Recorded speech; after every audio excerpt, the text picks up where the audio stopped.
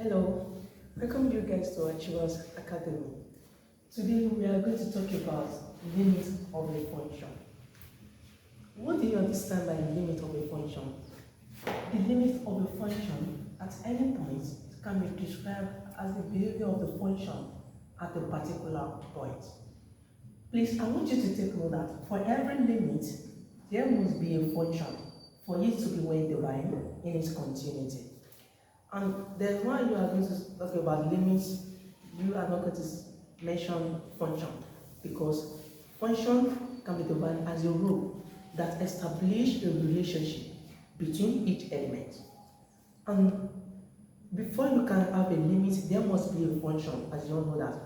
And limit is denoted by, we can write limit as limit of f of s as s approaches to a is equal to a. It means f of s is tends to a as s approaches to a. So when you say about function, you are going to get to defined function and undefined function. And what do you understand by undefined function? Undefined function, a function is said to be undefined at a point when it cannot produce a real output value. E.g., okay, let me simply break it down to the lowest point. An undefined function can simply mean when the denominator is equal to 0. E.g., when you have f of s is equal to 1 over s, such that when s is equal to what? When s is equal to 0. When your s is equal to 0, no, this is numerator and this is denominator. So when your s is equal to 0, that is going to be what? 1 over 0. And this is known as undefined. Another name for undefined can also be called undetermined. So whenever you are given a question on limit of a function and you get to a particular place that your limit of a function, the denominator is 0, that question is an undefined. There is a way you can solve it. So let's move to loss of limit. I believe you know when you have undefined function, that is when your denominator is equal to 0. And when we say about defined function, a function is said to be defined at a point when it produces a real output value. So let's quickly run out to loss of limits.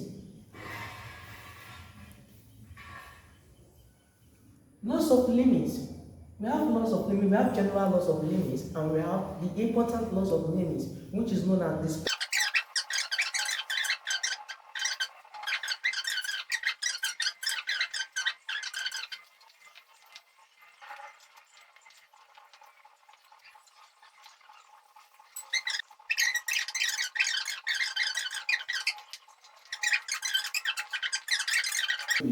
So let's quickly solve examples on general loss of limits.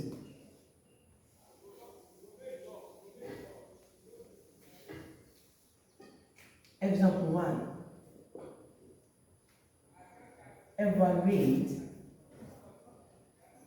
limit of s squared minus 5s plus 4 as s approaches to 2.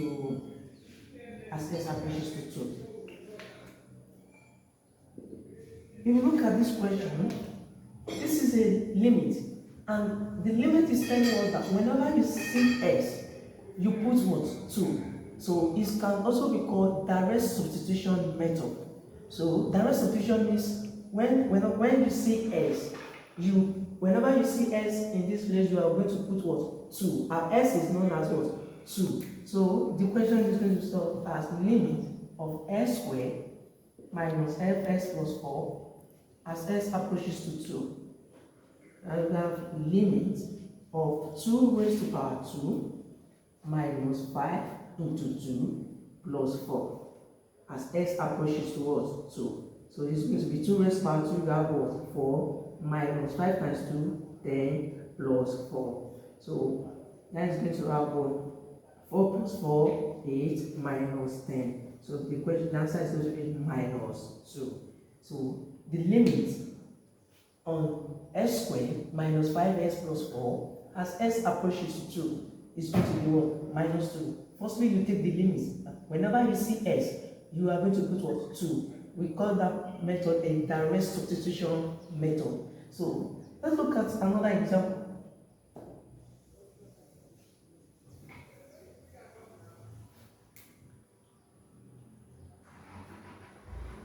Evaluate.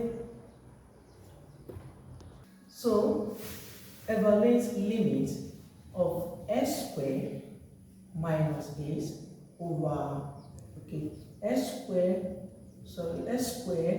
minus 4 over s plus 2 as s approaches to 2. Now, looking at this question, using direct substitution method here, limit of s squared minus 4 over s plus 2 as s approaches to minus 2.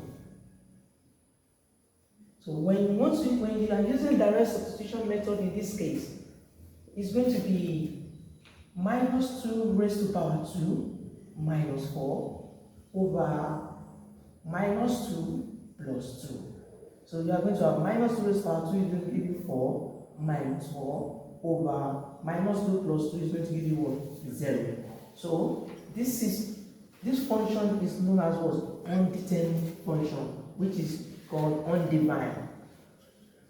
So whenever in some cases when you find yourself in this way, there are different methods of solving this question. So number one method is using factorization method, and number two method is rationalization of the denominator. So, but I would prefer you use factorization method. There's no anyone you cannot use.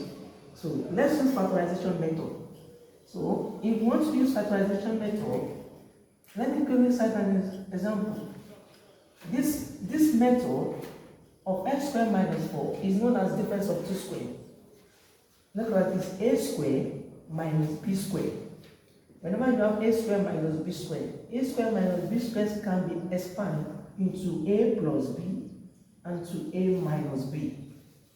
Right? So that is difference of 2 squared. Now I'm having s squared minus 4. So s squared minus 4 can be expressed into s squared minus 2 raised to power 2, which is now going to be s plus 2, open bracket, s minus 2. So whenever you see s squared minus 4, you're going to put what? You are going to put this value. So the limit is now going to be